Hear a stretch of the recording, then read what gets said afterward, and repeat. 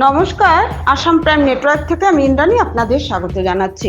বর্ষার মরশুমের শুরুতেই গত ৩-৪ দিনের ধারা বর্ষণে বরাক নদীর চোখ রাঙানি জনমনে আতঙ্কের সৃষ্টি হয়েছে। ইতিমধ্যে বরাকের জলস্তর বাড়ছে দ্রুত গতিতে। নিউজ লেখা পর্যন্ত শেষ ১ ঘন্টায় বরাক নদীর জলস্তর বৃদ্ধি পাচ্ছে ২০-২১ সেন্টিমিটার করে, এগিয়ে যাচ্ছে বিপদ সীমার দিকে। ফলে শিলচর সহ গোটা কাছাড় জেলার মানুষ উদ্বেগে রয়েছেন।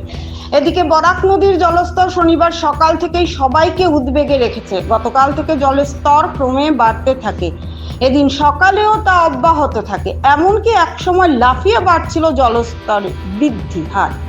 দুপুরবেলা বেশ কয়েক ঘন্টা হু হু করে বাড়তে থাকে বরাকের জলস্তর। একসময় ঘন্টায় ২০ সেন্টিমিটার পর্যন্ত জলস্তর বৃদ্ধি পায়। সেন্ট্রাল ওয়াটার কমিশনের স্থানীয় সূত্র জানিয়েছেন, এদিন রাত ৯টায় অন্নপূর্ণা ঘাটে জলস্তর ছিল ১৭.৭৯ মিটার।